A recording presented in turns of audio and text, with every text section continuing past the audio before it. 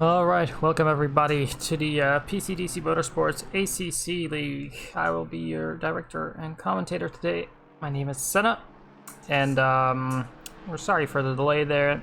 We've just had some server issues, and our admins some hard work to get those fixed. We're currently looking at, I think, getting into quali. I thought there'd be a bit longer of a session before quali, but we'll see about that here. Yeah, so qualifying has started. While that is underway, you will see that it is a multi-class league, so the GT3s are going to go out first. So we'll just see those out here. Go out with our winner from last week. Milowski, I think, if I can find him. Go. And before, well, we are already getting into qualifying, but we'll have a quick look at the track for today. So obviously we're at Kyalami Grand Prix circuit. We're in Midrand, South Africa. And the track features 16 turns, about 4.529 kilometers long, or 2.814 miles long. The race format for today is gonna be a we just had the practice, then we had some server issues, so it's cut down short a bit. We keep about 10 minutes for a driver briefing. Then we have 20 minutes of qualifying, which is underway, as you can see. It's about 10 minutes per class. And then we'll have a 90-minute endurance race. There will be one mandatory pit stop where fuel and tires are optional, and we'll have a rolling start. We'll also take a quick look at the standings, so we'll take a look at the GT3 standings first.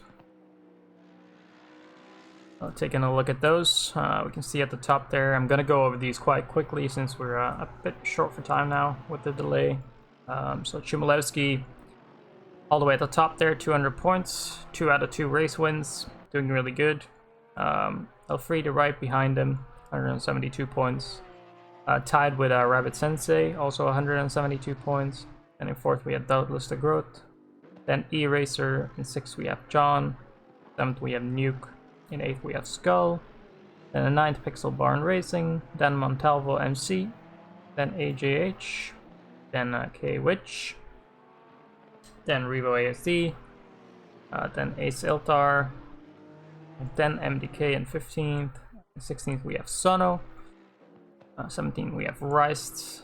Then Santandria, El Robles, Olaf, Kryptonite, and Geodomus. For our GT4s, we have Echo in the lead at the moment with 182 points. In 2nd place we have Raz Daniels with 152. Notable here, in 3rd place we have Domi in the GT4 class, who is driving the Maserati. Then we have Choquet in 4th, Edison in 5th, Kundasioglu in 6th, News 47 in 7th, then Zedian, and Potash, Vortex, Owen, Hago, Snake. 14th we have Whippy Whip, and to round off the GT4s, it is Too Hopeful. So with that being said, let's see, as our GT3 drivers are getting their first laps in at a very wet Kyalami. It's supposed to be a light rain race or quali or whatever you wanna say. So yeah, this is a bit more than light rain. that was predicted. So you can see as well in the top right, looking at the weather prediction. It's gonna ease up a little bit, but it still looks like there's gonna be heavy rain as Chmielewski sets a 150.6 as the benchmark. Oh, and we actually have John Ford there with a 49.8, so really good from John Ford there. The Knecht also gets a time in the Groot. Knuckle Parnell also gets a time in Thomas there in the Lambo. Let's see who else is getting their times in. Friedrich in the in the AMG, I'm sorry. Also, so AMG's not looking too shabby at the moment. We of course know the Porsche is quite good at this track, or not. Well, Porsche is just generally quite good in the rain, so expect it for Chmielewski to send another good lap. They'll have about 2 more laps. See if anyone's making any big improvements here. We have Daryl Hill. The Aston here was up on his time, but does seem to be struggling quite a bit here in the rain. Obviously, with the way that Kyalami is, has a very good draining system, so even if it is raining quite severely, the water on the track is still quite minimal. Obviously, it's raining pretty bad now, so tricky for our drivers. If it was light rain though, then you'd probably see people going on to dry tires. But in these conditions, that's a no-go.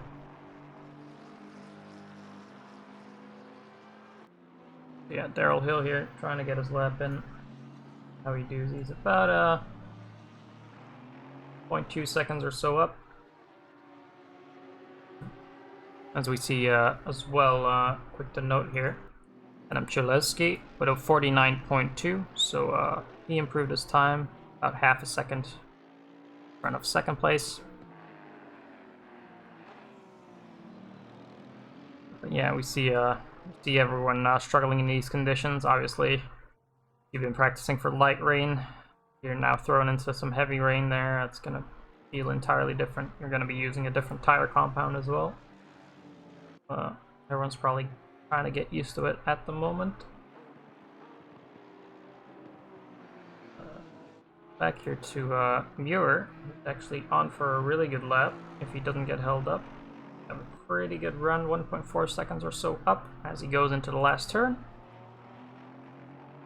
See what he does when he comes out of here, where that pushes him up to. There we go, so 9th place, about 2.2 seconds, but as we can see already, from 5th to 10th, really close together. They're almost about 7/10 between 5th and 10th there, so really close between those guys. What else looking at a good improvement here is John Ford, so John in 2nd place, really getting a good run here as he runs wide. Hope that doesn't compromise his run too much.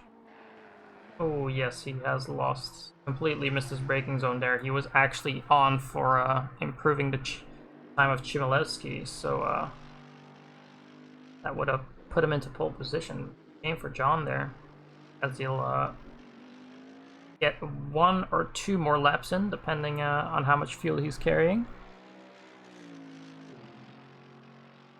But yeah, John Ford looking really strong here. He's been steadily increasing over the past season. No, previous season he started somewhere mid-pack, but he slowly started to improve his pace. Oh, see it in front of you now, only half a second off the leader, and does seem to have the potential to make it tricky for the leader, but currently no improvement for John yet. Someone else that we can take a look at is Martin de Knecht here in the GTR. The GTR, I think, also known to be quite good in the rain, as he has a little wiggle there on his quali lap. But about 1 minute to go here for the GT3s. Let's see if anyone has some massive improvements. Obviously, after the initial 10 minutes are up of qualifying, the GT3s will have to finish their lap, and the GT4s will come out on track. So every class has 10 minutes to set their qualifying lap. You might think that's not a lot of time, but this is something that's been agreed by the league organizers, so that you really have to focus on your qualifying lap and maybe not go for the fastest lap possible, but trying to at least get your laps in and maybe compromise a little bit of pace over just getting those laps in. Yeah, MDK looking at a decent improvement here. That might move him up into 6th. Let's see how he does when he comes across the line. No, just behind Eraserhead there in 6th. But very decent starting position for the MDK. I know the GTR does well in the rain, so go. Chmielewski didn't manage to improve his time, I think. Although he is just started a fresh lap. Just managed to get in before the timer ran out, so we'll see if we can improve here.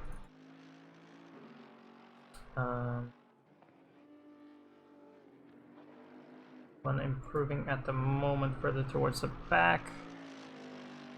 The grid shaping up nicely here. Some people seem to be struggling a bit more in the rain than others. Obviously, conditions like this not only gonna be about setting the fastest lap. It's gonna be about keeping your car on the track, control over your car, and just getting on with it.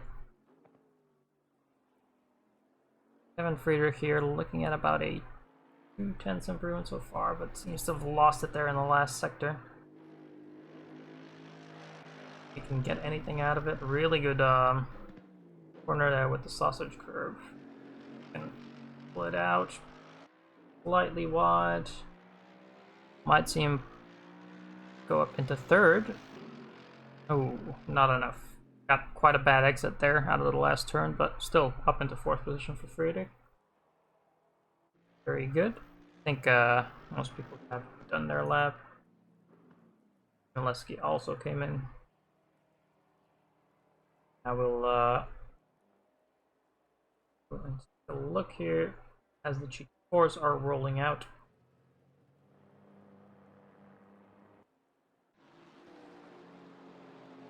Try to go here we have Marcus Lawrence, our leader in the GT4s, obviously. Gonna be coming up to the last turn, and let's see if we can get a an onboard here with Marcus Lawrence in the rain.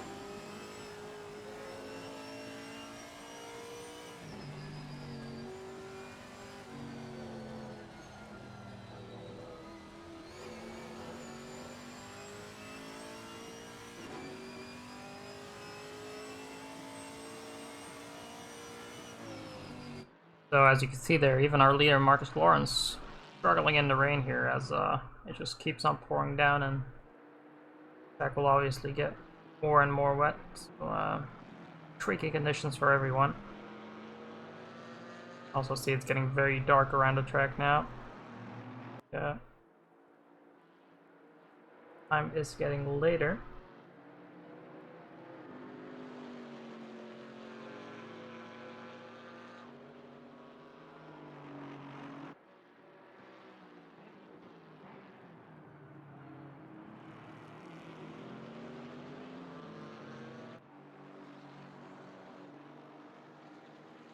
There's anyone that can get their lap in. Someone else to follow here. Hemi Husky, I think, also kind of messed up. I think it was turn 1. And maybe Jordan Wansink here. And I believe the KTM is also quite adept in the rain, so maybe this is what Jordan Wansink needs on a track that is quite high speed. Maybe this is what Jordan needs to get his pace up to the other cars. Bit of rain, that might do the trick. See what kind of lap times the GT4s post. Start getting across the line.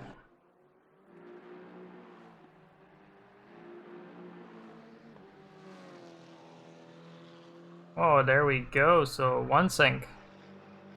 That's the benchmark for everyone there. Let's just did a 157.7. So surprising actually. The GT4 is not that far behind on Kyalami. Only about 7 seconds between the classes. So yeah, that's very interesting. I didn't actually expect that from a track like this, where there's a lot of high speed downforce corners. And yeah, we'll see how that turns out, but I mean, it's probably going to be quite tricky for the E3s to do overtaking. So we see here Whippy Whip in his Merc.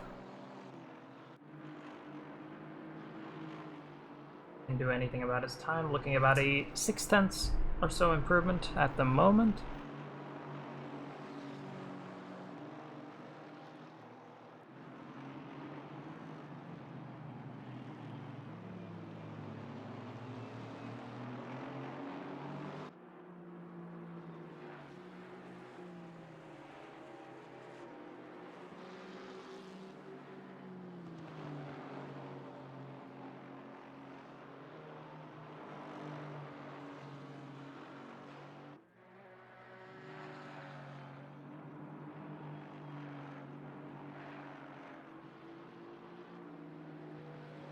Alright, as Whip comes up to the last corner here.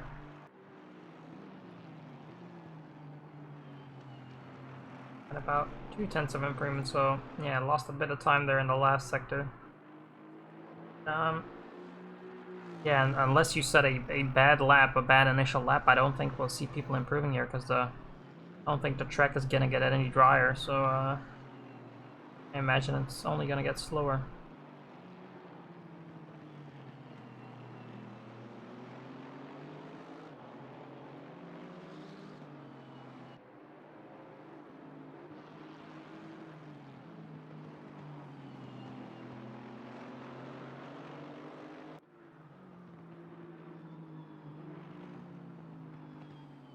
Another look here at Tim Troquet.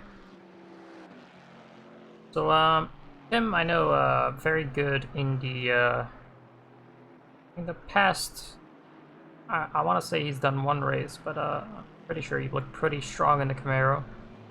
Now struggling a bit more, it seems, in the rain with it. On the other hand, seems like Lawrence has also put a lap in. 2:10, so Van der Kukkelen and Lawrence again very close, those two. I'm about 2/10 behind Wansink. Wansink looking at a very good lap there. Take a look here at Kundaxioglu, who's actually quite a bit, about half a second up, so he might come really close to Wansink's time here if he doesn't mess up this last part of the lap. See how he manages here. It's gonna be a close one. Can avoid the sausage curb. He does. Good run through there. He hooks up the last corner here.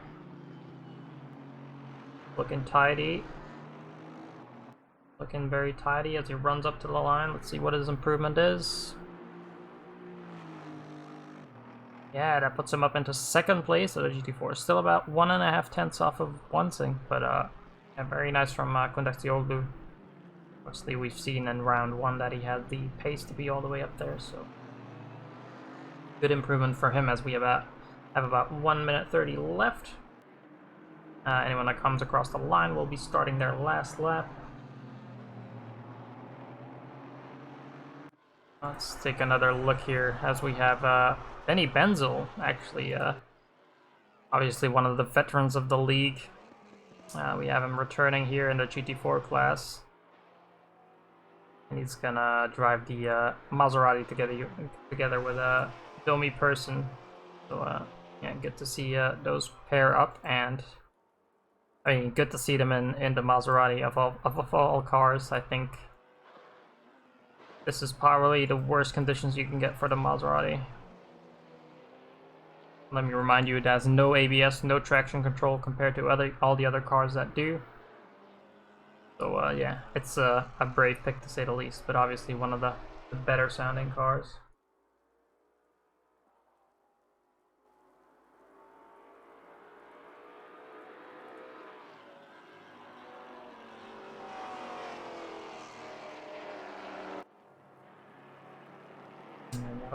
Seconds. Well, let's see here actually. On the Kukolt, also looking at a very good improvement here. As we see, oh, one thing there have gone off on the Kukolt. You're gonna hook up this last section here. He had a really good improvement. We might see Van de Kukolt take pole here by quite a margin if he doesn't anything wrong in this last sector. Slight amount of time up there. Let's see if we can hook up the last corner. He does so. Oh, this is going to be a massive improvement for Van de Kukolt. He's going to take pole here. As he comes across the line. Very nice. 57.2 for Van de Kukolt. So very good effort there for Van de Kukolt in the deaths of the qualifying. Is anyone else improving here? Christoph Hager in the Chinetta. Putting a decent lap in there. Was about a 1.5 second improvement. Brings him under the 2-minute time, so 59.9 for Hager. Who else is on track? We have Dijkstra here, and Dijkstra as he rounds out the lap. There we go, so that's qualifying done. So pole position for Adam Chioleski in the GT3s, and pole position for Niels van der Kukolt in GT4. That being said, we'll take a small break here, and we'll be back in about 5 or so minutes to give you the full grid rundown. Right back.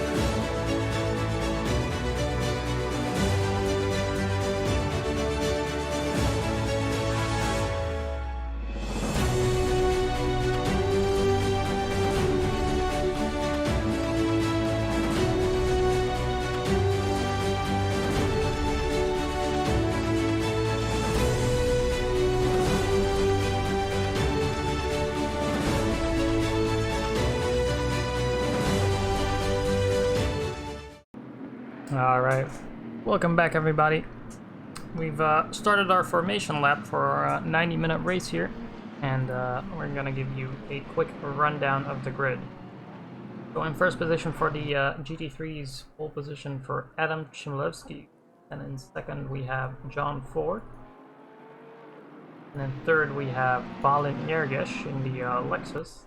Then we have Friedrich in fourth, Jan Gang in the Audi in fifth, Samuel Falkenberg in sixth, and Shane Thomas in seventh. In eighth we have Eraserhead. In ninth we have Douglas de Groot. Then we have in ninth we have MDK. I think though he dropped out because he had a crash, so that's a shame for him. That'll be 10th place then for Harvey. And we have Muir in 11th, Knuckle in 12th, Olaf Mulder in 13th. 14th we have Ruggles and Rojovic, then Peter Parnell and Andy Howard, and Rowley and Daryl Hill. And for the GT4 fields, we have on the Cookhold in first. Next to you, ooh, someone spins off there, that's not good. One Sink in 22nd, and we have Arnsman in 23rd. Marcus Lawrence, this should be 5th position.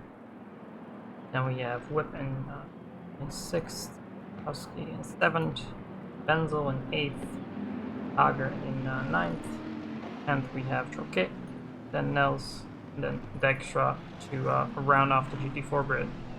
So, as we're coming up to the last corner, we can see our field has been bunching up, and we will see here when the green lights come on for our race start. So, we are live for round 3 of the PCDC ACC Multi-Class League as we're going up into turn 1. See here, Adam Chmielewski with a very good start. We have Nergesh right behind him there. Let's see if everyone comes through cleanly. As we see, I think Friedrich there going up the inside. And that Mercedes puts him up into second place. We see a lot of people running slightly wide. Let's check on our GT4 fields. Looking to get through somewhat cleanly. I do see a bit of damage there for someone.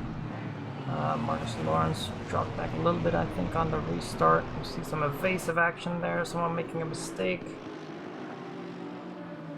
Looking a bit messy. We're back on board with our leader here. Chmielewski has gotten up to a really good start, and then we have Friedrich right behind him, and in third we have Ford. So this might already allow Chmielewski to get a bit of separation here from the rest of the pack. Then we have our leader in the GT4s here, Van de Cookhold, off to a very good start as well, it seems, up to still onto the back of the GT3 field there, so definitely not bad for Van de Cookhold. Seems like whoever's in that Lamborghini there is really struggling. I think it's Rowley. Hopefully they, on the downhill section here, they can power away, but yeah, gotta hope they don't get in the way too much of the leader of the GT4s here.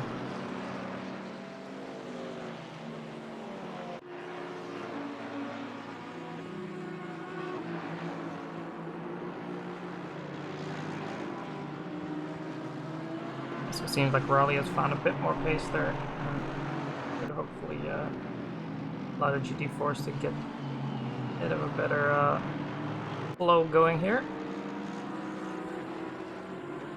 Yeah, so far looking really good here. There was that. Here we have like a two-way battle here. We do have a GT3 coming through, a McLaren there of know who that would be, but Marcus Lawrence fighting here with Arnsman. They've been known to fight each other quite a bit through the last season, as that McLaren is making its way through the field. We also have Hemi Husky in front of Lawrence there, who's also been compromised slightly, so allowed Lawrence to get onto the back of him.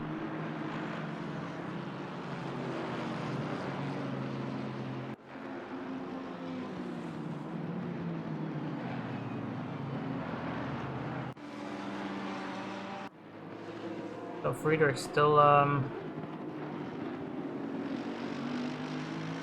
hanging on to second place here, but we can already see Chmielewski there. As you see him in the foreground here, he's already about 3 seconds ahead of the rest of the grid. I think it's almost 4 seconds actually.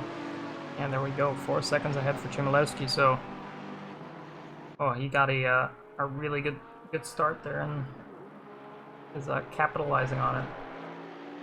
Of course, he's still a long way to go. You have Shane Thomas in the Lambo here coming through, watching out for the sausage curve. Someone ran a bit wide there. I think that's the Lexus of Njergish there as he slots in behind Shane Thomas. So that's a position gain for Thomas there, up into 6th place now. Yeah, seems to be conditions very tricky for everyone. Obviously, we do see in the top right, you do see the minus symbol on the little weather indicator there. So that means the rain should ease up at some point, but it's still going to be heavy rain. So maybe we'll see it ease up into light rain at some point. That would be interesting to see how the strategies are going to work then.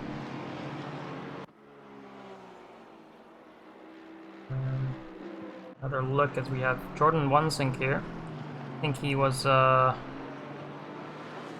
he had to take avoiding action for a car initially off of the start in turn 1, but still in P5 in the GT4, so definitely not doing bad. Seems to be getting up to speed, so I think we'll see him work his way back up to the front of the pack. Seemed like might have missed that, but it does seem like Marcus Lawrence had a bit of an incident. He's dropped back into the 7th place on the GT4 grid. Wansink being hunted down by Troquet here. Obviously, we don't know. I don't exactly saw what happened to Wansink, so he might have a little bit of damage. As Hager, I think there in the Ginetta runs a bit wide. And man, does that see him drop back. Just a tiny bit of a mistake, and instantly he's lost about 5 positions, I think, 4 positions. As we see Benny Benzel behind him there in the Maserati, trying to put a move on.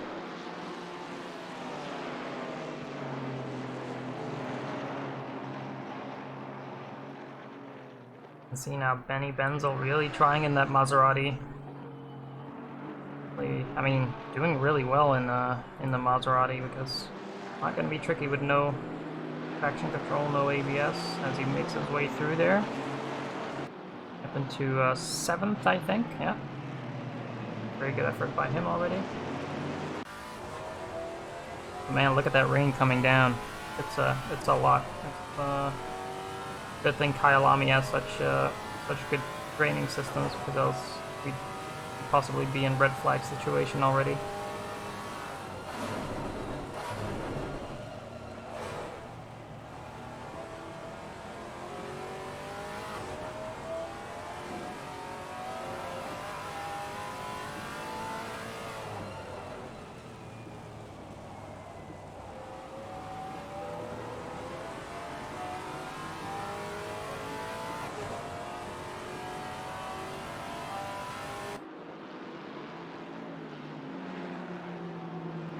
Under attack now from Kundaxioglu. Kundaxioglu also seems to have gotten quite a knock somewhere. Looks to have damaged his car somewhere, so that's not great for him.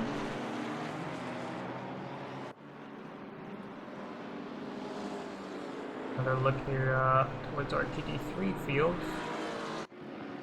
We have Balit Nergish, who has Jan Gang behind him. Gang, obviously last time was fighting for the win. This time around seems to have had a bit of a poor quali, because obviously last week he started on pole position. So not quite the pace today, maybe just still getting used to the rainy conditions. But Gang, obviously, we know he has the pace to challenge Chmielewski for a race lead. and he's slowly making his way up to at least a podium position.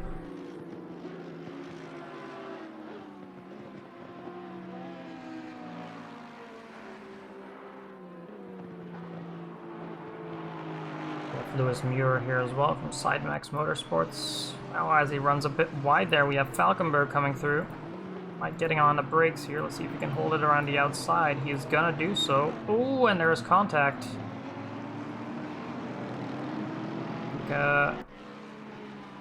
You want to call, I think Muir there lost a bit of control. He'll just slot in behind Falkenberg so far.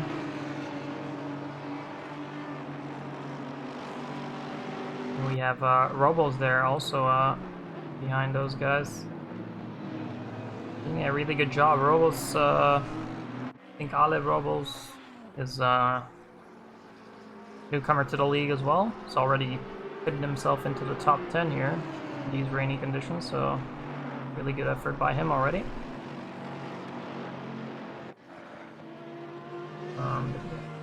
GT3s doing a really good job, I think, so far at least. I think we had a bit of a hiccup at the start, but not doing too bad. One else who's returning this week, Peter Parnell. Been 15th so far, making his way around. Like always, looking pretty comfortable in the Bentley, so I think we'll slowly see him improving throughout the race. He probably didn't get too much practice in because I know he's been away for a while, and but yeah, we'll definitely probably see him speed up during the race here.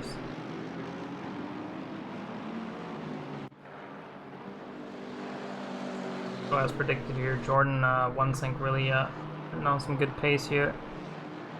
As Marcus Lawrence behind him, I think he overtook Marcus Lawrence again. Or maybe Lawrence made a mistake. Let's see here. Lawrence's last lap was a 57.1. One-Sync was a 57.6. So yeah, Lawrence here trying to put the pressure onto One-Sync. He's gonna try it up the inside. One-Sync is gonna try it around the outside. He's gonna hold it together. I think he will, but they're still gonna be side by side through the next sequence of corners. One-Sync is gonna elect to give it up as they have a Porsche also coming through the field here. Not quite sure which driver that is.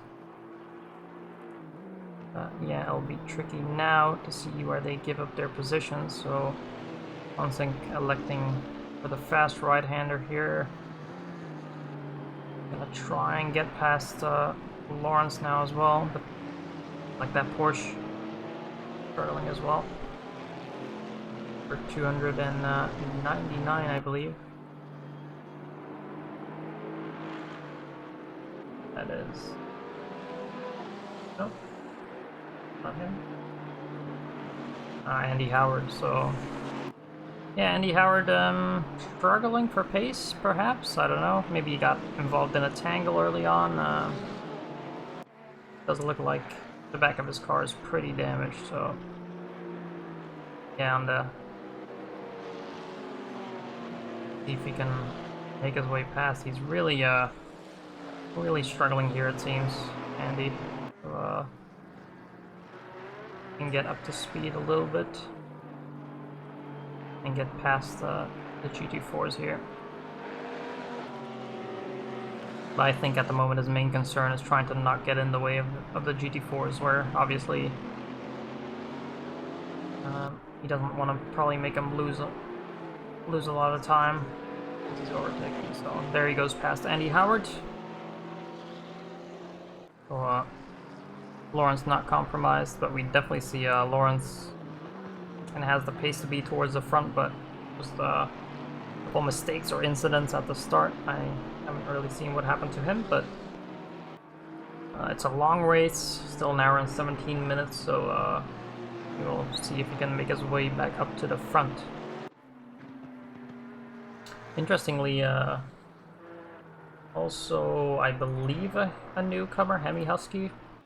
Oh, as he avoids the McLaren there. So, yeah, Hemi Husky, I think a newcomer in the league as well. Doing really well at the moment, second in the GT4 class. A really good effort from him. We do see now Rojovic. That was the McLaren that spun out there. Seems to be struggling in the rain. Wasn't quite past the whole entire GT4 field yet, and elected to return his car to the pit. We now have see here, Kevin Freuder get drive-through actually. I guess this must be for track limits then. Which we'll see him drop all the way back. I think Kevin was in second place, so that's a shame for him. We can see if we can ask him after the race what happened there.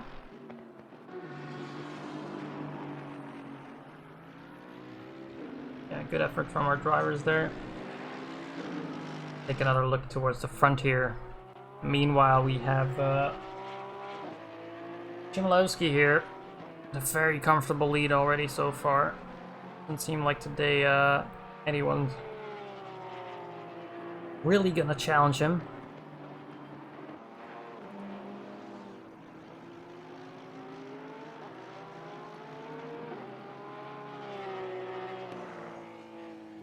So yeah, just Chmielewski. Let's actually take an onboard lap here with our leader of the GT3 field, Chmielewski.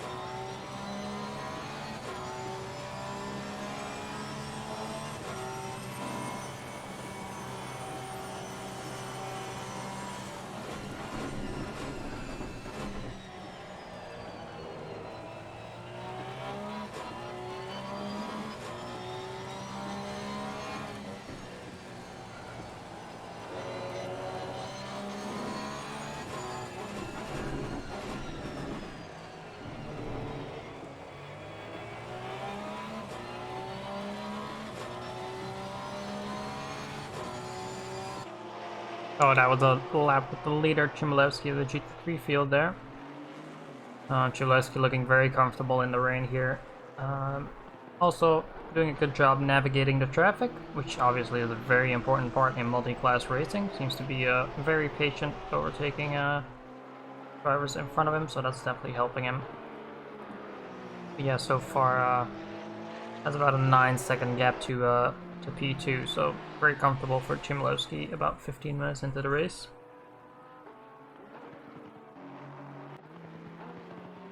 Let's see here as we have Muir under attack by other Robles here. Muir having to go a bit defensive into turn 1 here.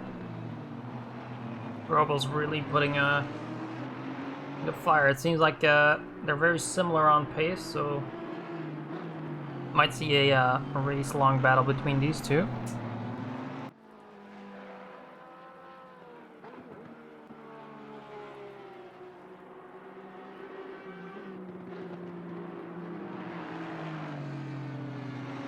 But Muir so far getting the best of gang there.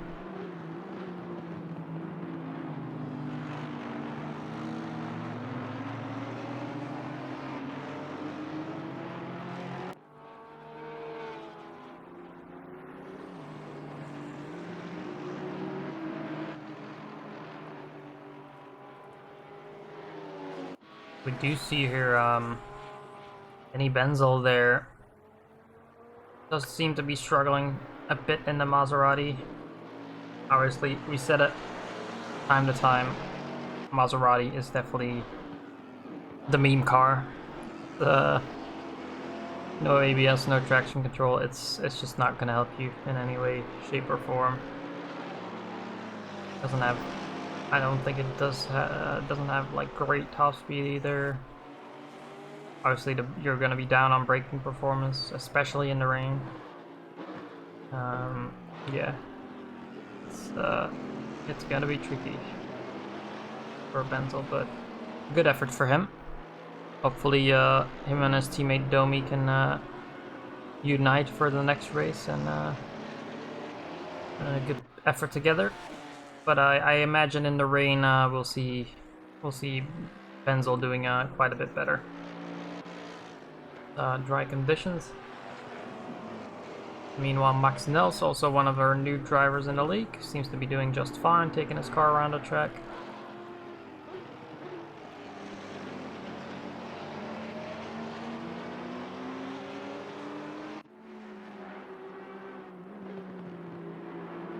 I kind of want to go back to this fight here for 7th position. See, Robo's still on the back of Muir here. I can only imagine maybe Robos has a bit more pace, but something we've also said time to time again, when you're in the dirty air of someone, it is really tricky sometimes to get past in a GT3. So we'll see here if at some point Robos, ooh, maybe Muir breaking a tiny bit early for Robos there as he had to take evasive action. I think Robos might have a bit of a later braking zone there in the Audi, not sure though. See how that battle develops.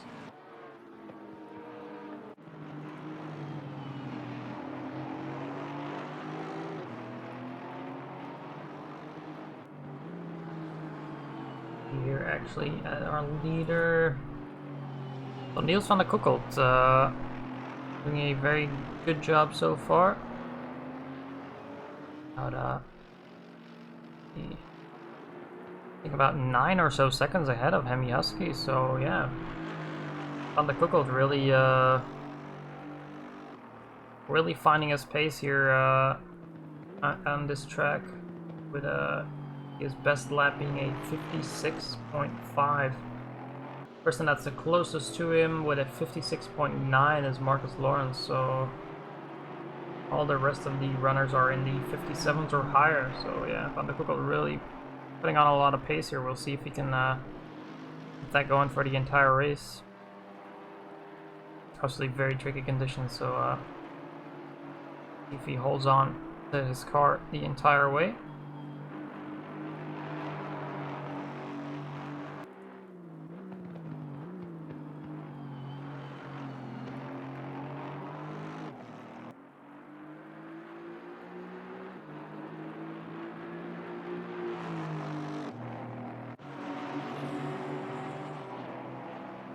We also have a bit of a battle forming here, I think, between Olaf Mulder and E-Racer head behind them here in the Porsche. E-Racer gets a really good run out of there.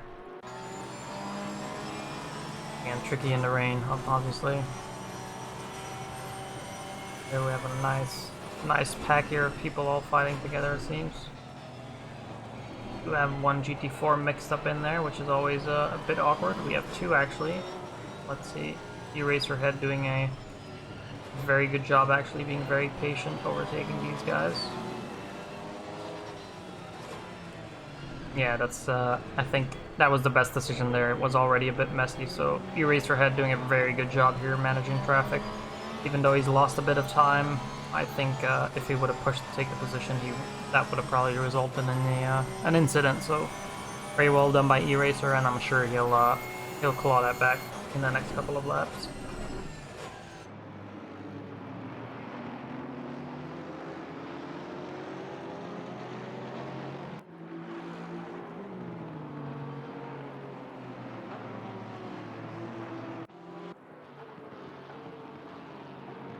Yeah, so as we take a look here, Marcus Lawrence really, don't know what happened to him at the start, but the front of his car really beaten up, so must imagine him losing a bit of pace here on his car.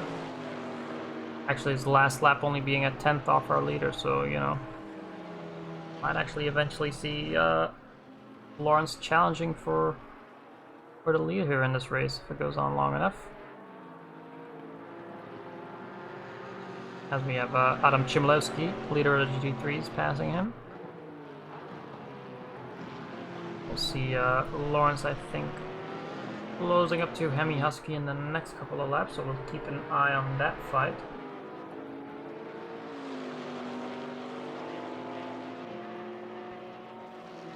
Let's here. That maybe towards the back of the 3 field, so Daryl Hill.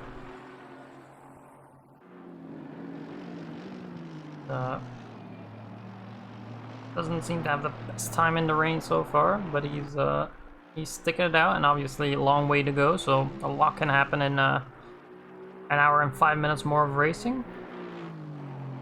So yeah, very tricky conditions, especially maybe some of the guys out here today are a bit newer to sim racing or just ACC as a platform. Imagine getting into this for your first league race. Obviously, we do welcome drivers of all skill levels, and we do encourage you to join us via pcdc.simstrata.com if you are interested in a gentlemanly league, you could say. But yeah, we encourage everyone to get out here with us on track. As long as you can get a car around the track safely, you're good to go. So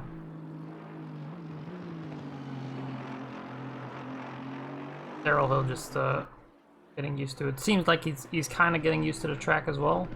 So not the best way to acquaint yourself with a track, I think, in the rain. But doing a very good job so far, so let's hope he can keep it on the black stuff.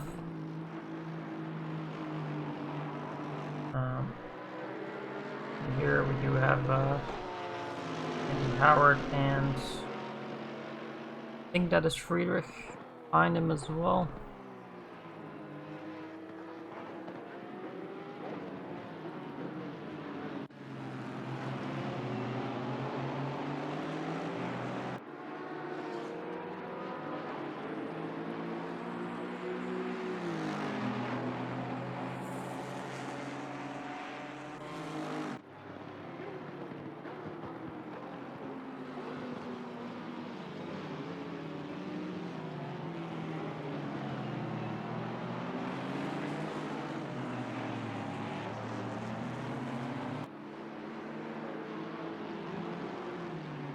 So Whip also doing a decent job, I think. I don't know if he had a particular bad start or anything. I don't know about that, but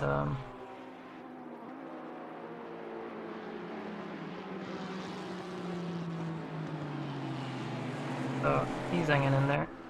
Slowly, what his pace was 57.7, so yeah, does have quite good. Ooh, what was that? He gets taken out there. He's gonna get back on track, but yeah, a bit of an unfortunate incident there.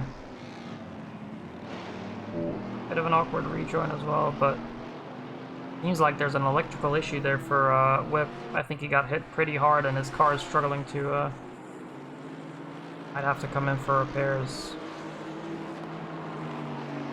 He had a bit of trouble getting going there, so we'll keep an eye on Whip here. Yeah, I don't really know. That was with an Audi, but I couldn't say which one that was. It was some kind of car he had contact with. I didn't really see what car it was, so hold my judgment. But yeah, really unfortunate for Whip, and it seems. He might have to come in for a pit stop already. We do see, however, Peter Parnell has already made his pit stop, so guessing he's gonna go until the end.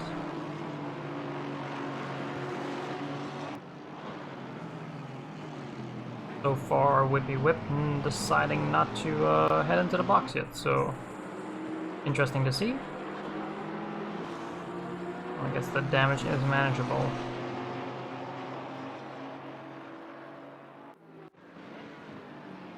Well, we now see this battle I was talking about that was gonna develop here.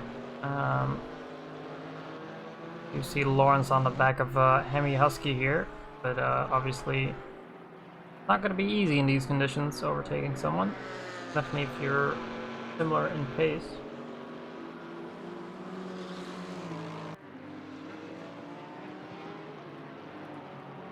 You see Marcus Lawrence's fastest lap was about a second faster than Hemi Husky's one, but obviously this doesn't mean anything. As long as you can defend your position, pace doesn't matter, so... Here as Lawrence takes a wide entry there into the corner, trying to get a good run off of it. Trying to close back up right to the back of Husky there. He also gets a really good run as he now... The last turn there.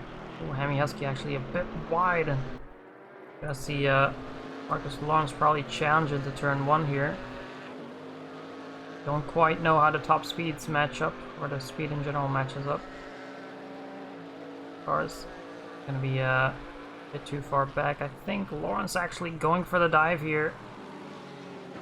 Wow, really smooth, really good on braking, but Hemi Husky trying to come back at him. Doesn't have quite enough oomph out of the corner to challenge Lawrence there, but I imagine with Lawrence being quite a bit faster, he's just gonna pull away now. And he will be trying to get back up to the likes of Van de Koekolt. Actually, oh, Lawrence actually running wide there. Bit too deep into that corner, and Hemi Husky's gonna try around the outside. Maybe looking for the cutback as they have a GT3 coming up to the back of them. Not quite.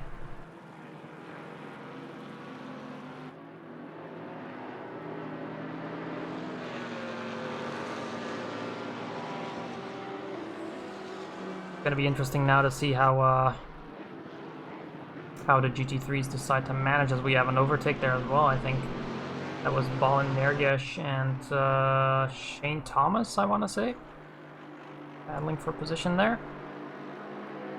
We do have them coming down the hill now. Can't imagine any of them going for an overtake. Oh, they'll have to be patient behind the GT4s. Going into such a heavy braking zone, it's never good to go side by side under braking. As they'll come up to the last corner. Here, I think that's Shane Thomas. Yes, I was correct. So, Lambo of Shane Thomas overtaking Nergesh for 4th position. And they'll now make their way past the GT4s. And they'll be fast enough to overtake Marcus Lawrence there as well, perhaps. This is going to be a tricky situation here. Lawrence having to compromise his line. Manages to do so quite well. Let's see. Balin Nergesh behind there in the Lexus is going to have to wait before he can do anything. He should be able to get past Lawrence now. And so he does. Yeah, both doing a pretty good job managing the traffic there.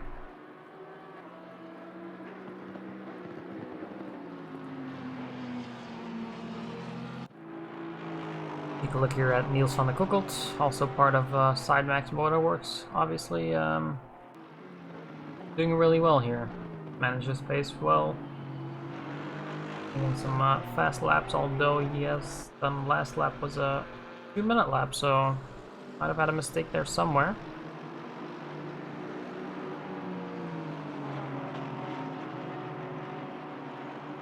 And not too shabby. I think the 2-minute lap was probably just because traffic. I imagine so.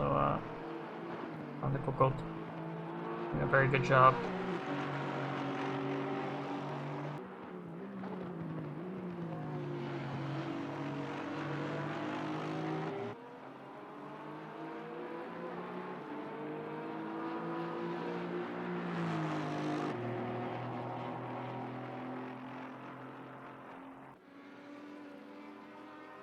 Bit further back in the GT4 field as well. Have look at Christoph Hager here in the Ginetta. Obviously, Ginetta, I think, a car that is kind of loved by a lot of people, but seems in the game, it's, well, I've seen it do well, but I guess it's very track dependent because it's quite poor on top speed. And yeah, very good in the corners, obviously, to make up that deficit. But imagine at a power track, that car isn't the greatest that it could be. I'm gonna take a tiny break here, and I'll leave you on board here with Christoph Hager in the Ginetta.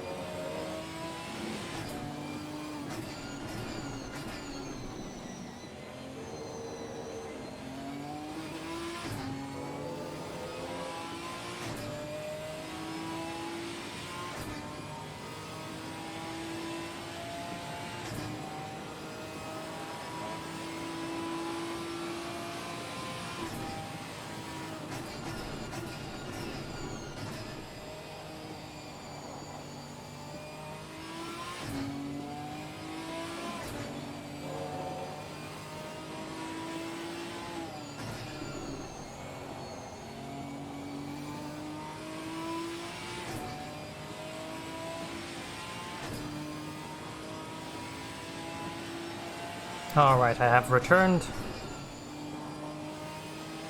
Hager seems to have been doing a great job so far. But for all I know, he might have spun during the time I was gone, so I couldn't tell you. Here, Marcus Lawrence definitely starting to pull away a little bit now of Hemi Husky, as he's chasing down the leader Van der Koekel there, but let's say about 15 seconds behind Van der Koekel, perhaps. Yeah, a bit less, about 13 seconds or so.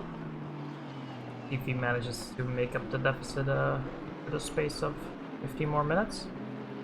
You actually see now that in about 10 to 30 minutes, between 10 and 30 minutes, it's gonna ease up into light rain. But this might actually spice up the way people decide to go about it, because when the track goes to light rain, at some point the soft, or not the soft, but the slick tires might be viable. So see how that goes.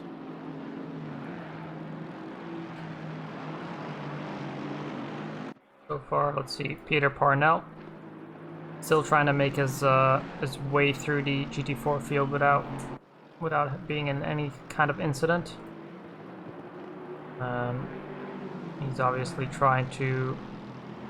He did an early pit. I don't know if it was for damage or perhaps some other reason, but we'll still have to see where he filters out after everyone has pitted.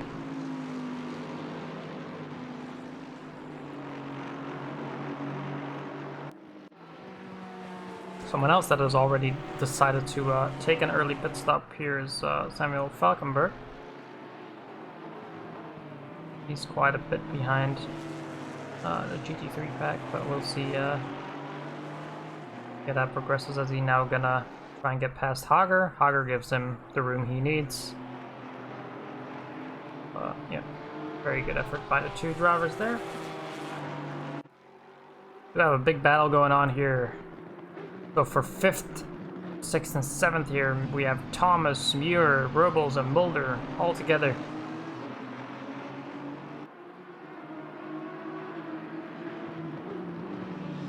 Oh, I should say it's Thomas, Muir, and Robles. Miller is a bit behind them, but you're actually getting a bit loose there, which might allow Robles to make a move here. Ooh, bit of a brisk move there from Robles. Seems like he almost lost control there.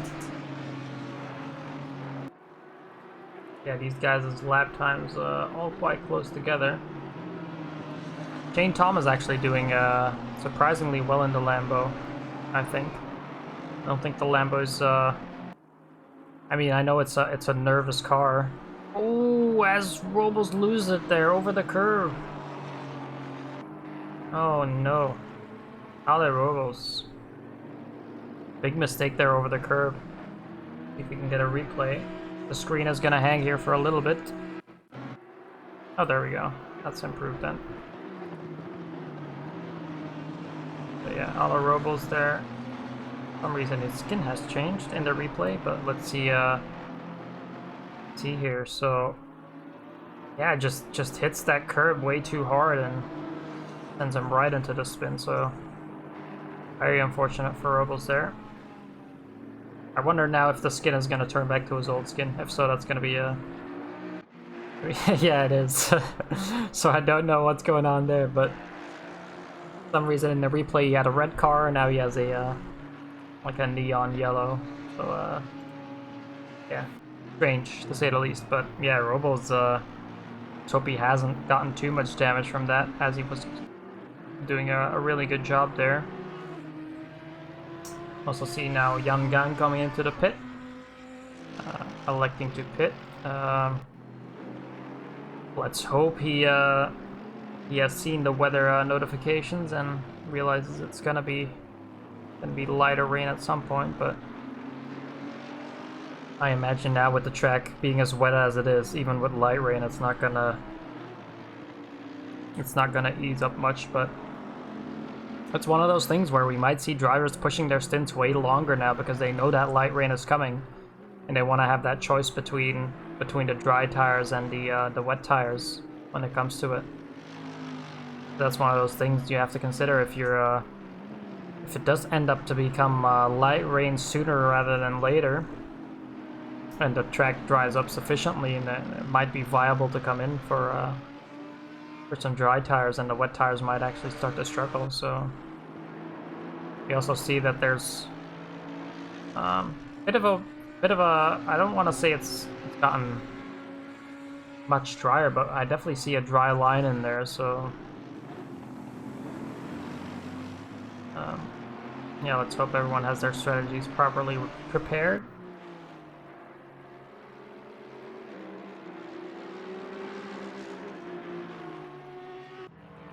You can see now John Ford coming into the pit stop. He's actually missed his box by a little bit, I think, John Ford. Milewski there. He's spending quite a bit of time there in the pit.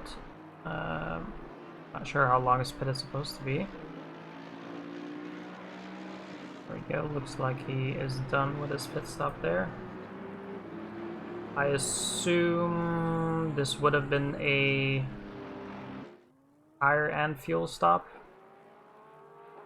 Well, I imagine so. But yeah, Chmielewski definitely going for the safer option. I don't think I think it's probably tricky as well to make the rain tires last for an entire 1.5 hours. So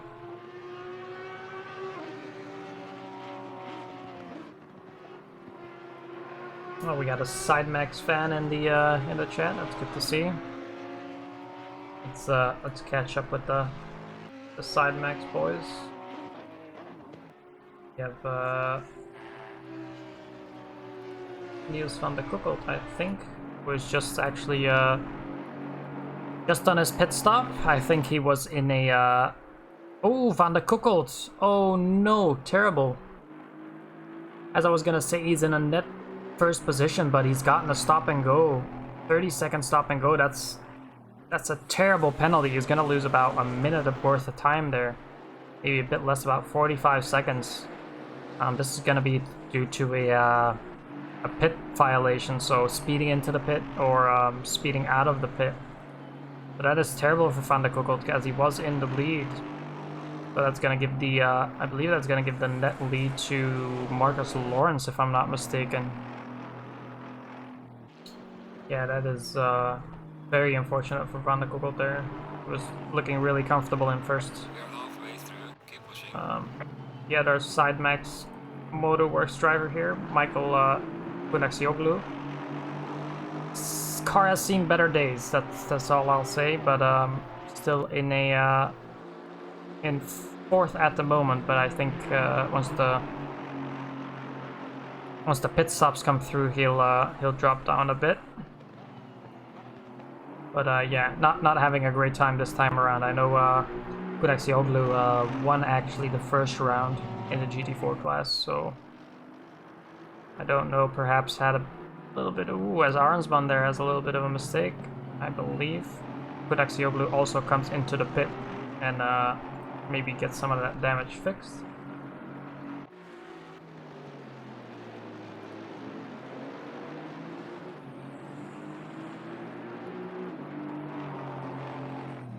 Let's see here. So everyone coming into the pit, and go to Daryl Hill here as well. Seems to have gotten a 30-second stop and go. So also for a pit violation. Normally the stop and goes are only happen when you do a actual pit violation. So you get drive-throughs for track limits. So yeah, a couple of people not having the best time in the rain here, maybe messing up their entry a bit, going into the pit because it's so wet.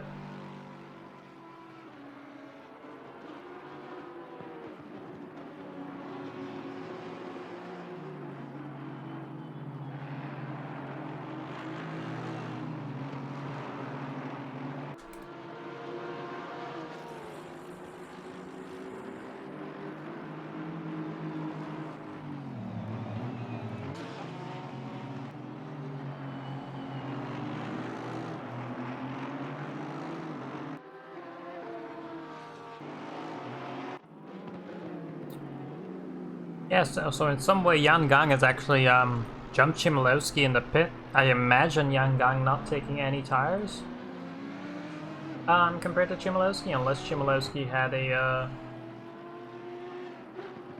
had an off somewhere. Let me actually yeah, I don't quite know how Jan Gang jumped him there in the pit, but I mean, really good effort by Gang, obviously, now being in net first position. Could possibly still be running on his older tires compared to Chmielewski there, so we'll see if that works out for him in the end. But looking good, looking good. We have Falkenberg here coming up behind Shane Thomas. and both of them pitted. And then in front of them we have Nergish and Ford, but yeah, Falkenberg closing up, I believe. Shane Thomas having a bit of a, must have had a slide somewhere, because his last lap was a 56, while Falkenberg's was a 51, so... See here, Falkenberg can close up enough to make a move here.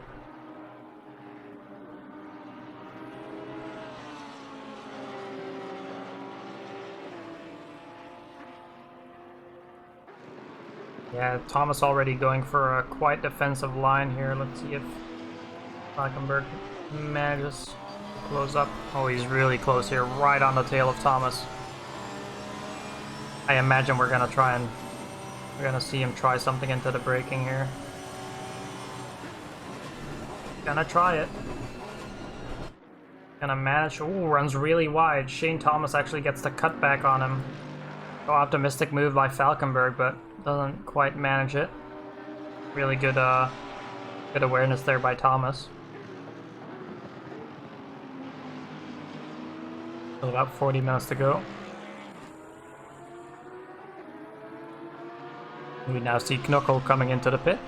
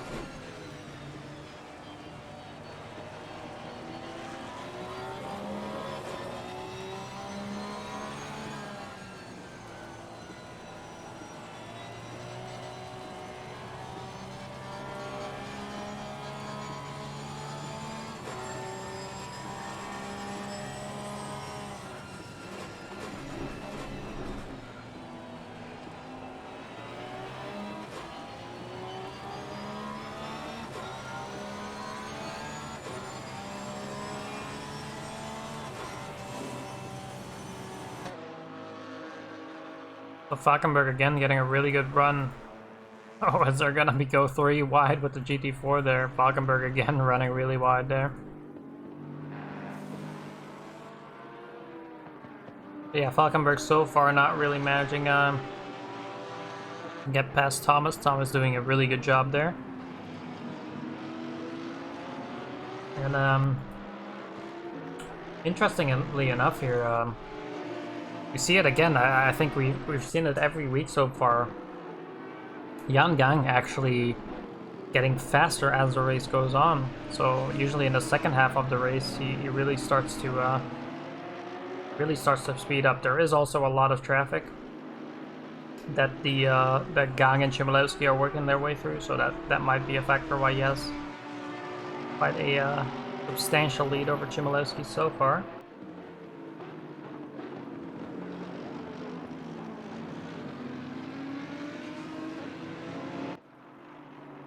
But yeah, so far Jan Gang looking very decent here, and who knows, we might be able to see him go on to get his first race victory here.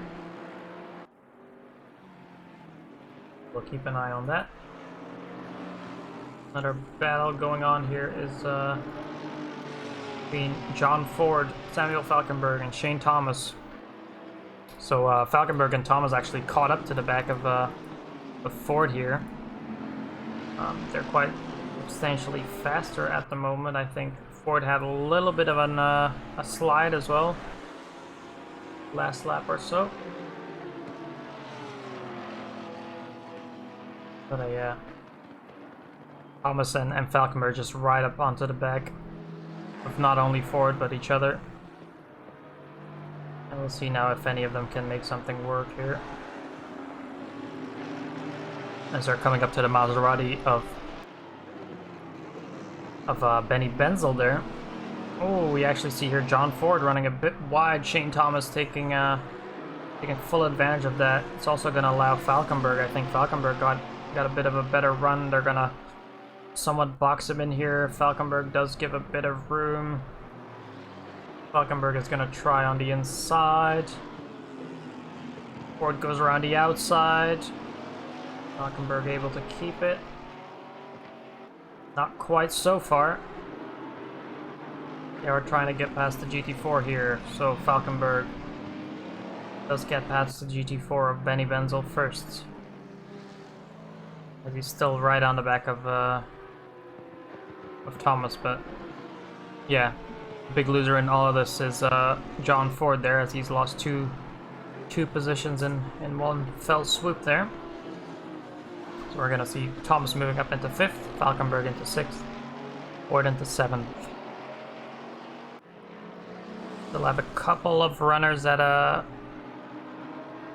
have to make their pit stops, and we see now, if you keep an eye there on the top right, in about 10 minutes or so the rain should be becoming a light rain, so we'll see if that comes into play with pit strategy, as we see a lot of people are electing to stay out at the moment. Go to the current leader, which is Muir here. Still has to pit. Also part of the Sidemax Motorworks team. Only he's in the GT3 class. I think Van der Koekoek and Kundaxioglu are both in the GT4s. I don't know if there is anyone else from Sidemax that is in GT3, but I know Muir is, so.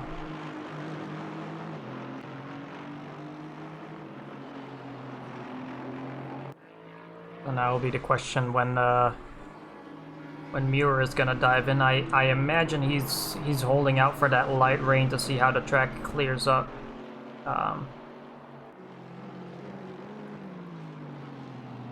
Obviously, there isn't a the pit stop requirement doesn't require you to take tires or fuel, so we might just see Muir, if he can hold it out.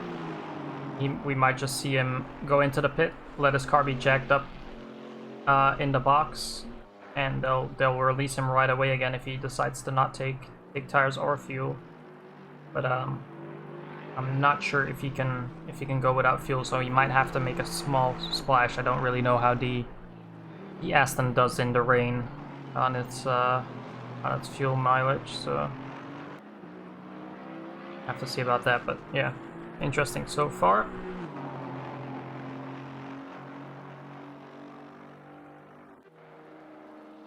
Anything else going on throughout the grid here? I think the closest battle we might have is here. Still Shane Thomas and Falkenberg. Let's see here, as we're coming up to the 3rd sector, I would quite like to do a onboard with a Lambo, because we haven't done that yet, so as he comes around the last corner here, I'm gonna take us on board and let you enjoy the sound of the Lambo.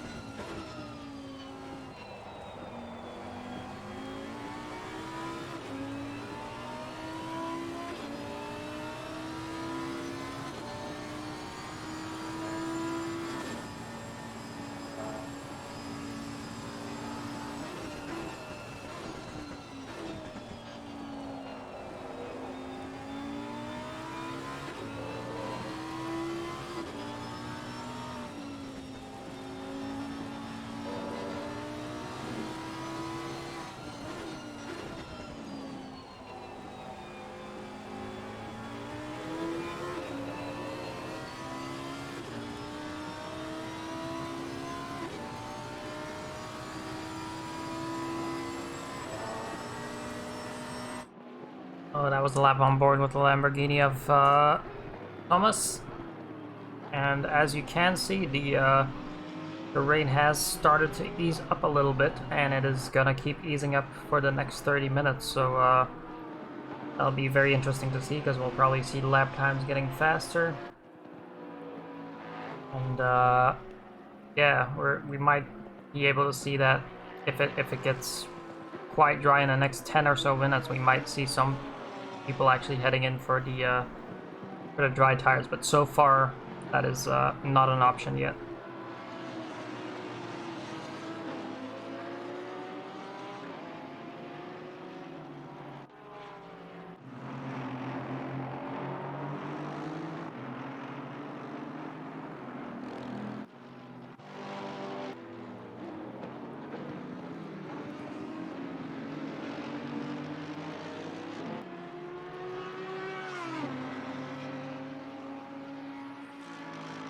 So we do see now Yangang catching up here to Muir.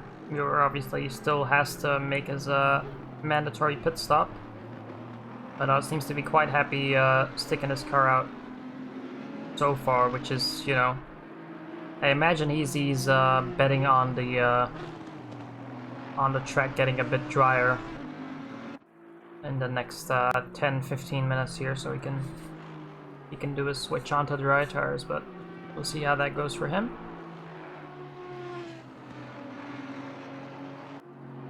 The rain has eased up, but yeah, not quite enough to see the track drying, I think, so.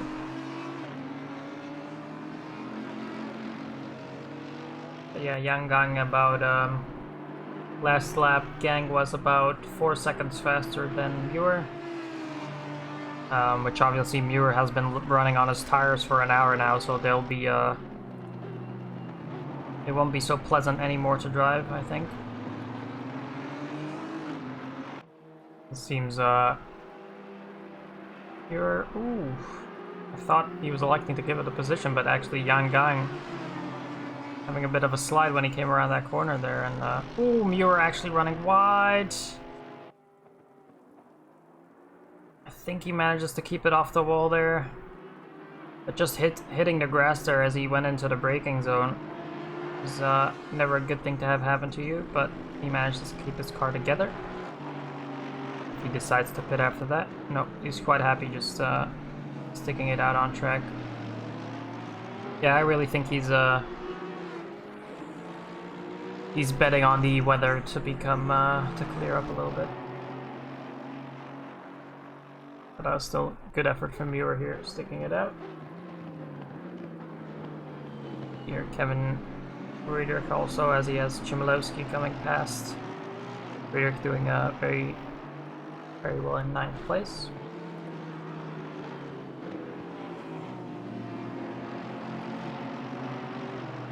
So, we're actually... Now we now have Marcus Lawrence, who came into the pits. Oh! 8 laps behind. So surely that must have been an issue for Marcus Lawrence then. I haven't kept the tabs on him. That's a shame to see. Then who is our net leader in the GT4 class? It might just be Konexioglu, because I actually saw that Niels van der Kokkelt also seems to have dropped out. So yeah, a lot of our top runners here today maybe having some struggles in the rain, so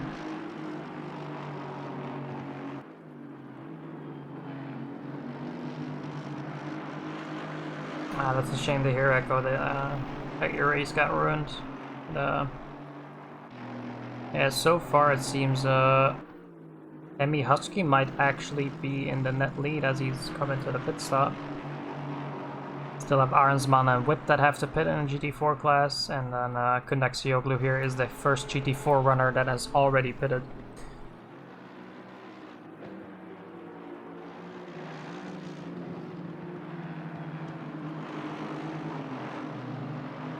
So 26 minutes to go. Still a lot up for grabs.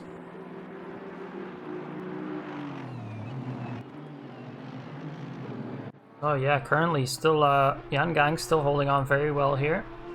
This first position. Doing a really good job here. We still see the spray coming off the car. Again, that dry line seems to be forming quite a bit more now.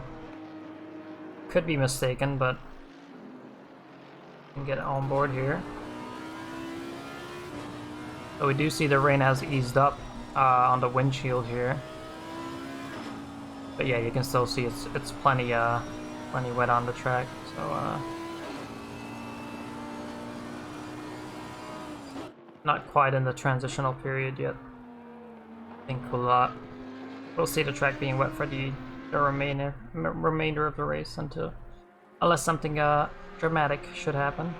We do see there in the background Chmielewski really trying to push his car there, trying to catch up to Yan Gang, but yeah, Yan Gang doing a really good job so far.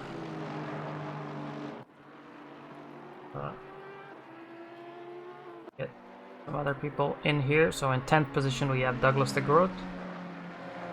He's a bit in kind of in no man's land here in 10th position.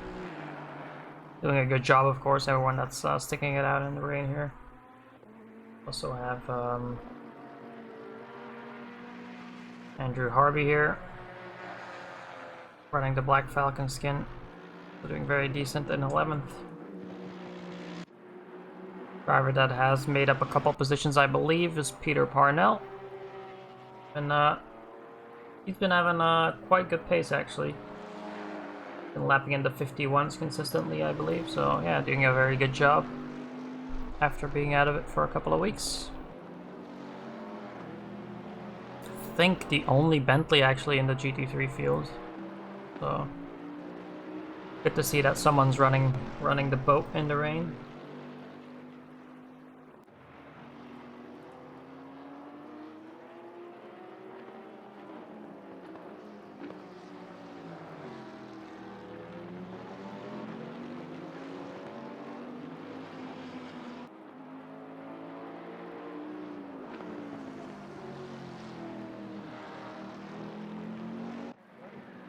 So yeah, we see now Hemi Husky actually in first place so far for the GT4 class. So really well done by him. I think Arnsman is a good 30 or so seconds behind him. Yeah, so a 30-second gap between P1 and P2 in the GT4 class. So yeah, very strong performance here from Hemi Husky. Seeing as most of our top drivers so far have dropped out. That'll give him a good point. I think he gets 100 points for winning the race here. And I think the leader, which would be Marcus Lawrence Echo, has 182 points. So gonna bring him quite close already. Like one result can make the difference for a championship. So yeah, Hemi Husky doing a really good job. Seems like the Porsche is very stable here in the rain. I haven't really seen Hemi Husky struggle all that much. Could also just be the driver, of course.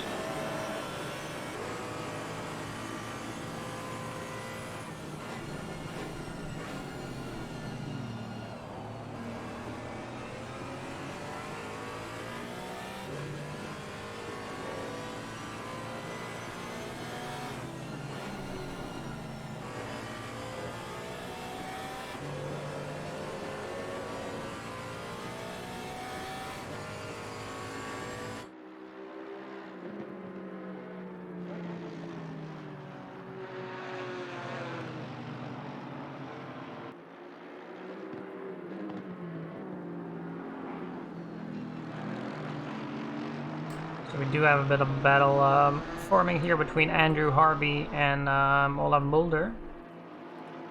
Mulder, I think, had an incident early on, if I'm not mistaken, and is now trying to claw back some positions.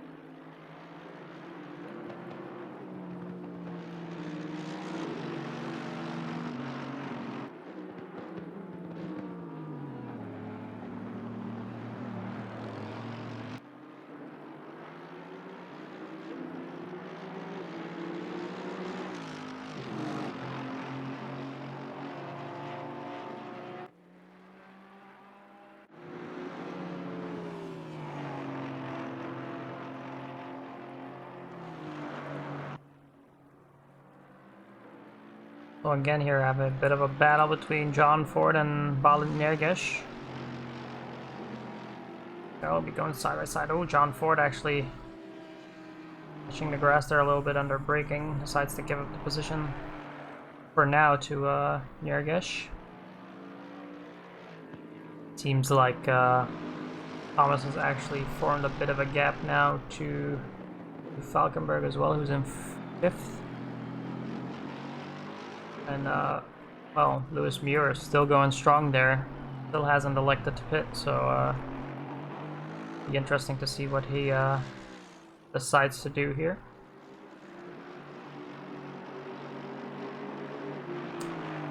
One thing I did notice there about, Lewis Muir, obviously he's running on the wet tires, but, seems like he's trying very hard to cool down his tires. As I saw on the downhill section there, he actually elected to go like onto the part of the racetrack where there's a lot of puddles and such. So that might, yeah, he's doing it again. Look, but that might indicate that the track is actually drying up quite a bit, and that there's a quite considerable dry line here, as he's trying to cool his tires down.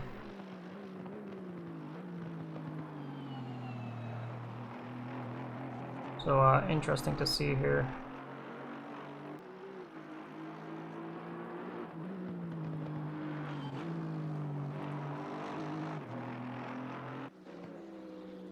So that might actually mean that the dry tire is becoming more and more viable. Have to wait and see though what Muir is gonna do. Surely he's not gonna take any more. He's not gonna take any tires now, because that would just be a waste of time, I imagine. I think he's just literally gonna try and do a splash and dash.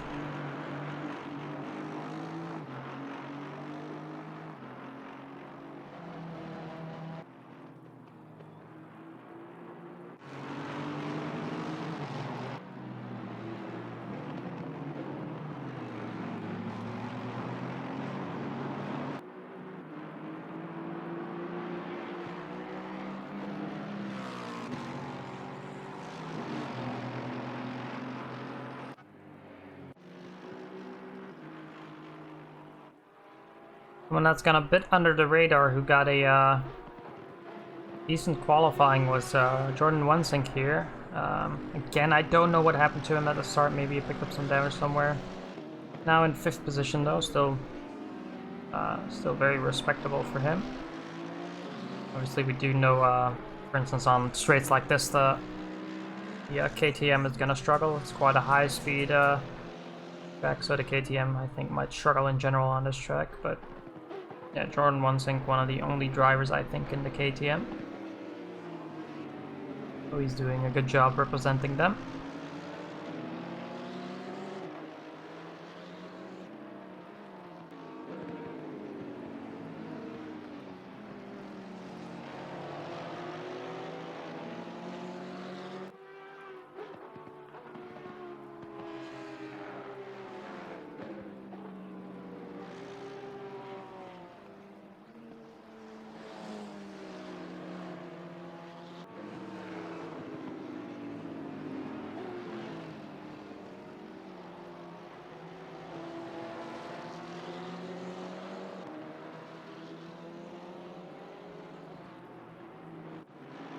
There's no real battles going on anymore, but seems like the field has kind of settled down towards the end here. I do maybe see is as we actually see Robles there, a la Robles, again going a bit wide there. So even though he's in a good position, Robles struggling a bit in the rain. Without the mistakes he made, he might be up quite a bit further, maybe even a top 5. So shame for him, but overall still a good performance. We have a battle here developing as well between Falkenberg and Nergesh.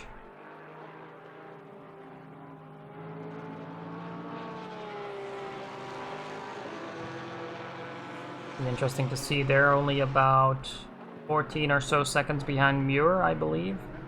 So Muir still has to go into the pit, and he'll I imagine if he's not gonna take tires, he'll come out ahead of Ford, I want to say, so he might end up in 7th whenever he's gonna pit.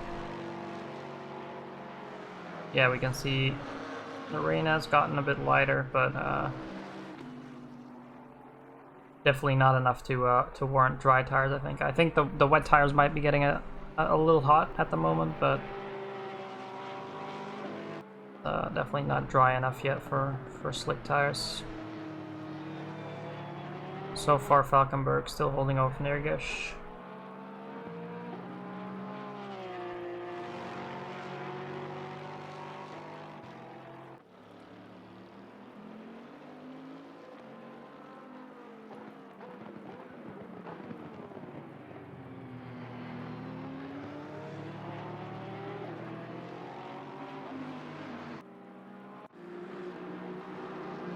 So with about 14 minutes to go, we do see Chmielewski here, slowly creeping up onto Yan Gang. Very much kind of depends on the traffic. That's kind of the ebb and flow in multi-class. One driver might lose a couple of tenths over the other driver when they have to overtake some traffic, so that's part of it, of course. So far, Yan Gang's still doing a very good job here. Chmielewski, though, right behind him. The other lap times match up, so Yan Gang there at 49.1 and Chmielewski at 49.9. So, yeah, everything, again, could come down to traffic here in the closing stages of the race.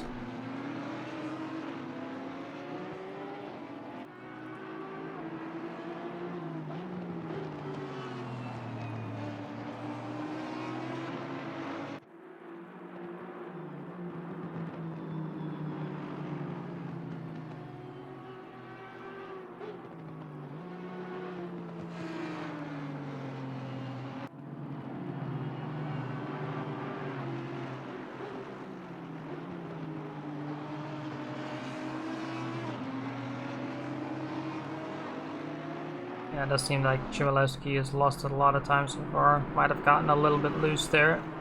Again, has lost that time comparative to Yan Gang there. Going on here. I think Harvey here with that behind him. I want to say is that Mulder? Yes, it is, Olav Mulder. So Olav seems to be slightly faster than Harvey here. He'll be trying to make up his way. Olav choosing to avoid the curbs in this fast section here. In the wet is probably a good idea.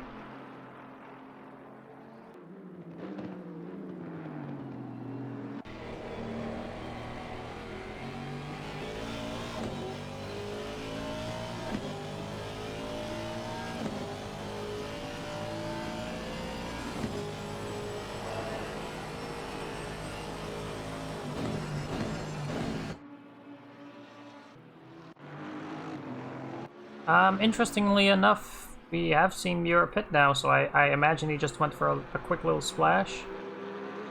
And he is still in 3rd, so I must have misread some of the timings, but he does have Falkenberg and Nergish coming up right behind him. Which it's going to be fairly interesting to see how he deals with those drivers. He has to hold on for about 11 more minutes to secure the podium here. So about 6 laps.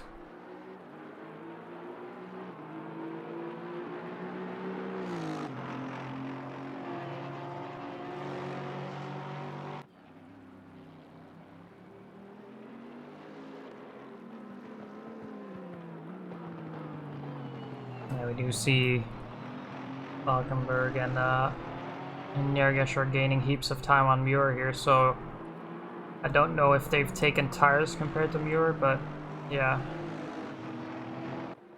It seemed like Muir's strategy, though, worked out quite a charm, because he has gained a lot of time with his pit stop.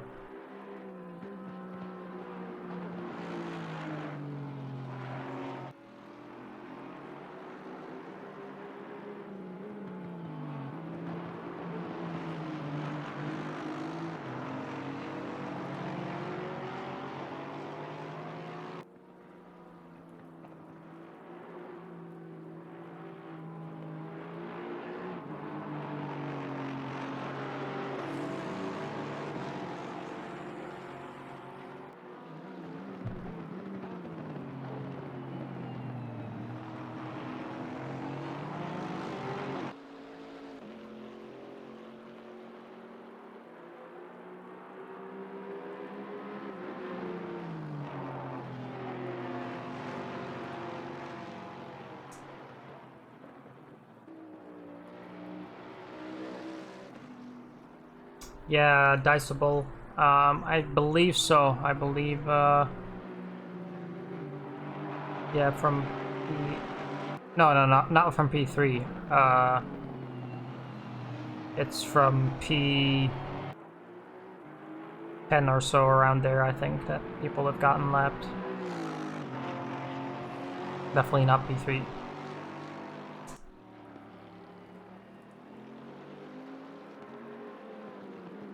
Yeah, Muir under attack here. Hi, Falkenberg. Really struggling on his tires, I think, Muir.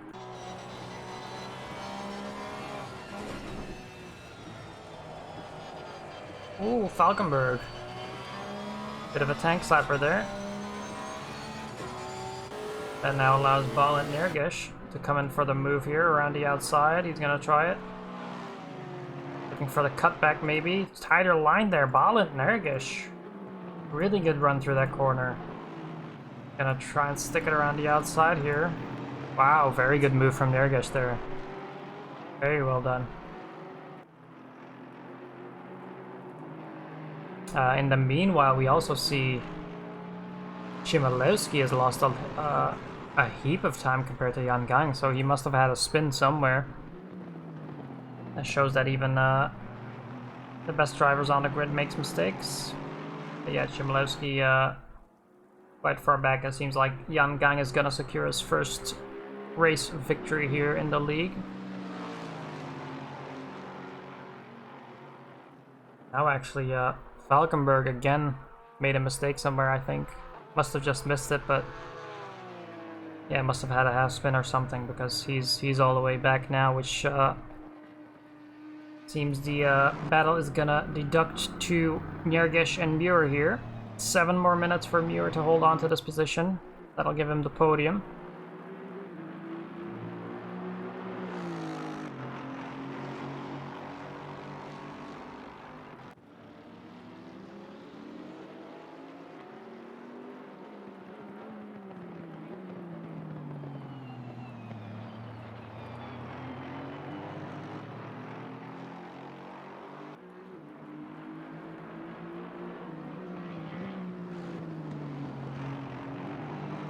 Oh, we had a spin there from, I believe, was it Andy Harvey? No, Andy Howard, perhaps? Yes, Andy Howard just getting loose there out of that turn. Seems like Howard hasn't had the greatest time here at Kyalami, or Kyalami, I should say. Let's go back to this battle here, because Nergish slowly closing up on Muir, but will it be enough to actually pass him? Because Muir putting up some good lap times here in the closing stages of the race. Doesn't seem like the rain is letting up particularly.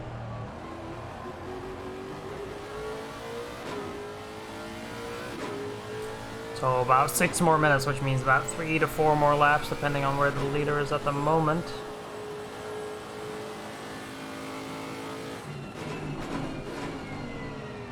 It'll actually be a maximum of 3 laps, but ooh, we see Nergish here closing up right up to the back of Muir. I know the Lexus is quite good on straight line speed, so he gets a good run out of this last corner here. Goes slightly wide. That's not ideal for Nergish there. Again, Muir doing a really good job here holding on. He's got 5 more minutes left here to defend his podium position.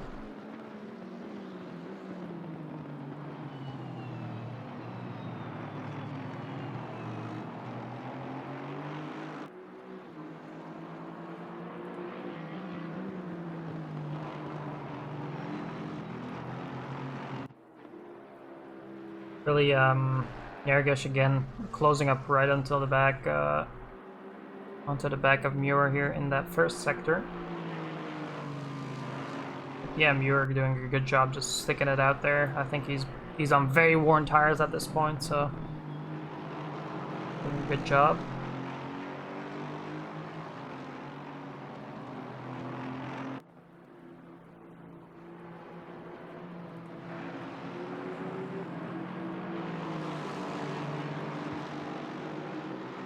As we're coming up to some GT4 traffic here. And the likes of Jordan One-Sink. Oh, One-Sink actually really deep into that corner. I think he possibly should have a bit easier on the brakes there, but seems like he went very late on the brakes there. And now that has allowed Nergish actually to come through on Muir. Wow, that's unfortunate for Muir there. Let's hope he can put up a fight to Nergish.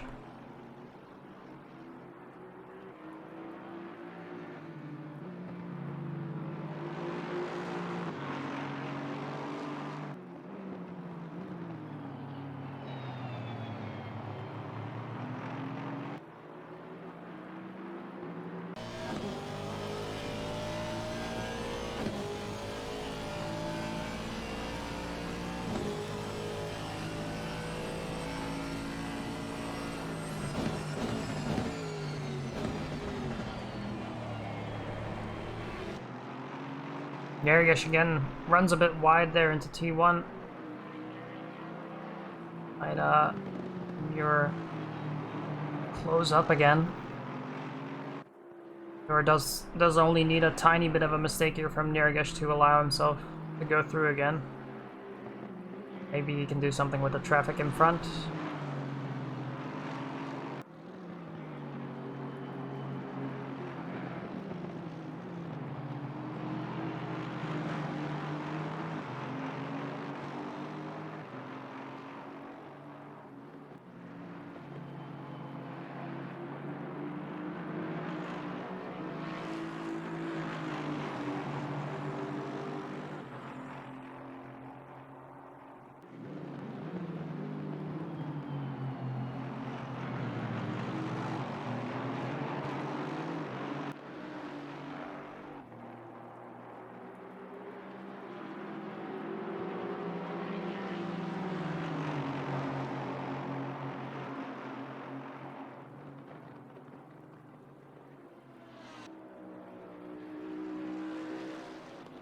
Yeah, Muir losing a bit of time there in traffic. Obviously, multi-class, that's going to happen. It's just happened at a bit of an unfortunate time for him there.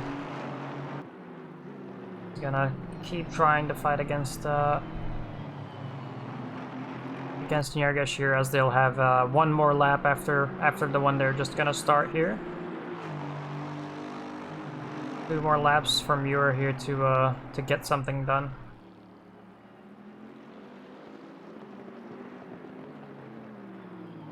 Meanwhile, our leader in the GT4 is Hemi Husky, doing a really good job here in his white Porsche. Hanging on to the lead. In second place we have Kundak Sioglu, who's won the first race of the season, so good result for him. And in third we have Arnsman, who I think got a bit of an incident at the start. I'm not sure though. Anyway, he's on the podium in the GT4, so very good result for him as well. And then in the end here, One-Sink as well, up into 4th position, so I think he'll probably be pleased with that result in the KTM. Alright man, the leader is on the final lap. Give it a final push. Yeah, it does seem now like Muir has dropped off considerably from Nergish, so we're gonna go take a look at the leader here, Yangang. Very good performance here, was really close until the last 20 or so minutes. Actually makes a little bit of a mistake there in his last lap. Probably very excited that he's about to win the race here. But yeah, good effort from him.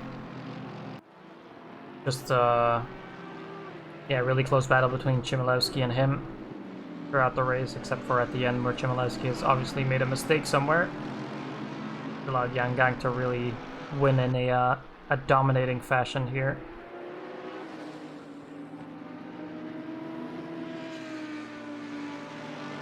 Let's see him go up to the hairpin once more. And then we'll have the really fast downhill section. And as we see on the right there, there is the A nice city there. Kyalami. So Yan Gang in our 1.5 hour endurance race here is gonna take a victory in the wet weather at Kyalami here. I'm gonna come along the last corner to round off the race.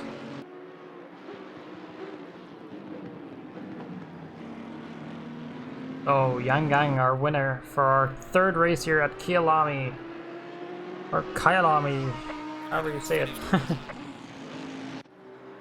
We'll have Chmielewski here coming downhill.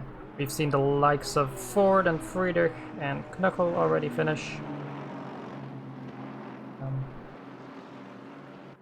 Would like to see here our leader, Hemi Husky there. Seems to have already parked his car on the side there. Obviously he's going to be very happy that he's won this race. So yeah, very good job by Hemi Husky as well. Winning the GT4 class. And now I have Chmielewski here coming in here in second place for the GT3s. Who also is very happy, I think. He's gonna take out someone there. I think that was Kundak Glue there. Who's also finished second place there in the GT4, so he's probably really happy with that. People that have to finish, I believe. Jordan Wansink here, coming up to the last corner as KTM. In the end, manages to take a P3 here, so really good job for him. That does mean, though, Arnsman must have made a mistake somewhere. So a late surprise here for Jordan Wansink.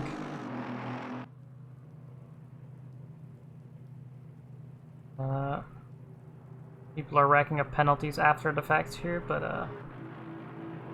doesn't matter too much. In the end, everyone did a good job. I think we have one more finisher here. It's gonna be Andy Howard, who's seemed to have a bit of a struggle here in the rain in Kyalami. But has no problem chucking his car into the wall there. So with that being said, very exciting racing here for 1 hour and 30 minutes in at Kyalami. Very wet Kyalami, and pleasure to watch.